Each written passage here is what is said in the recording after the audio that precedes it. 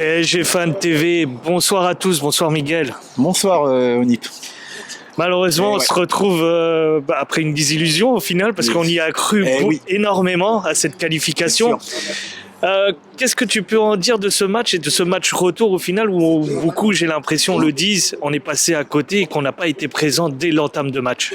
Exactement, l'entame de match. Moi, il y a une action qui me frappe. On est bord de touche côté droit. Hakimi qui récupère un ballon avec Dembélé. Il tergiverse avec le ballon, il perd rapidement. Ensuite, les joueurs de Dortmund récupèrent, ils renversent le jeu.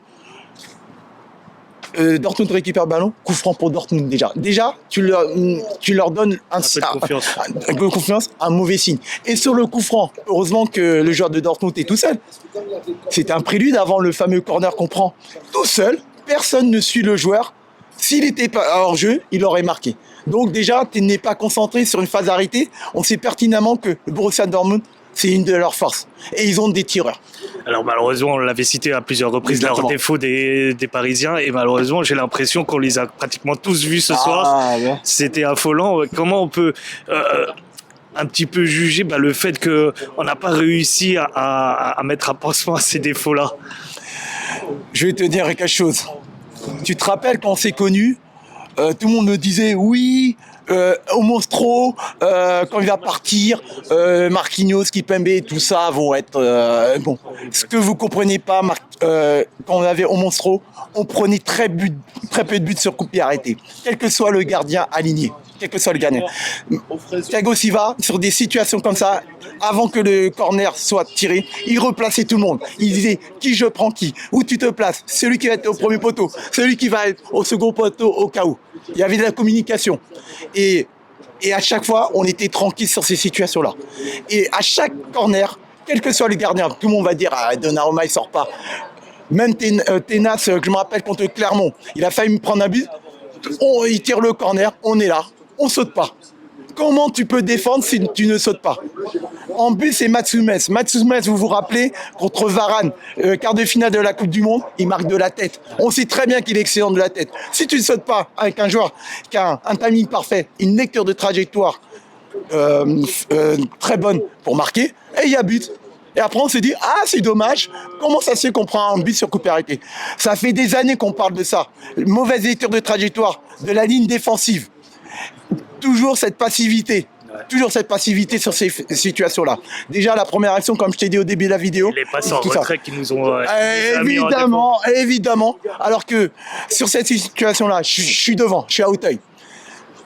Marquinhos, il peut décaler Hakimi. Il choisit la facilité, il donne Donnarumma une passe merdique et sur le corner, on prend. Parce qu'on n'a pas cette envie de faire mal à l'adversaire, de jouer vers l'avant, de jouer vite en première intention. Et là, sur le coup, on va parler de l'autre secteur rapidement. Ouais.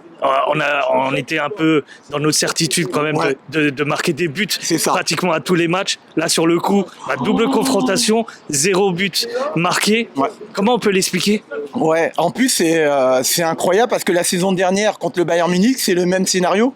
On perd à l'aller, on perd au retour sans but marqué. Mais là, c'est différent. Parce qu'à l'aller et au retour contre le Borussia Dortmund, tu as les occasions, tu as des opportunités. Mais quand en Ligue 1, tu as l'habitude de rater 2-3 occasions, tu rigoles, c'est pas grave, on va marquer la prochaine. En Ligue des Champions, quand tu commences à rater, les adversaires, ils se disent ils commencent à rater, c'est bon pour nous, mentalement ils vont douter. On va pas leur faciliter la tâche, on va essayer en sorte qu'ils soient pas efficaces dans la zone de finition. Et on a été terriblement maladroit. Il y en a qui vont dire on a fait 6 poteaux au final, 3 à l'aller, 3 au retour. Mais le reste des frappes, est-ce que tu as vu Kobel de faire aller-retour des arrêts incroyables? Non. Celui qui a fait le meilleur arrêt sur les 2 matchs aller-retour, c'est Donnarumma. À l'aller sur la frappe de Brandt à l'arrêt et surtout l'occasion d'Adeyemi. Kobel, il était tranquille. Il n'a même pas fait d'arrêt, que ce soit à l'aller décisif. Ça prouve la maladresse de nos attaquants.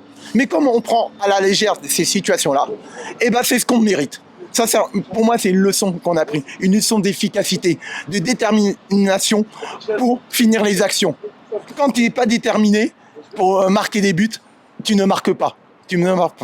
Parce que tout le monde dit il y a le manque de chance de réussite. Non, le football, tu peux avoir une part de réussite, mais à un moment, il y a une vérité. Quand tu tires 30 fois et ce soir, tu cadres que 5 fois, c'est lamentable. C'est lamentable. Une équipe qui est en demi-finale de la Ligue des Champions. C'est ça que je voulais te dire. Tu as ce que tu mérites au niveau de l'efficacité. Quand tu as l'habitude de prendre à la légère des actions pour finir, tu rates. Quand tu n'es pas habitué à être clinique, tout simplement. Je te remercie, Miguel. Merci.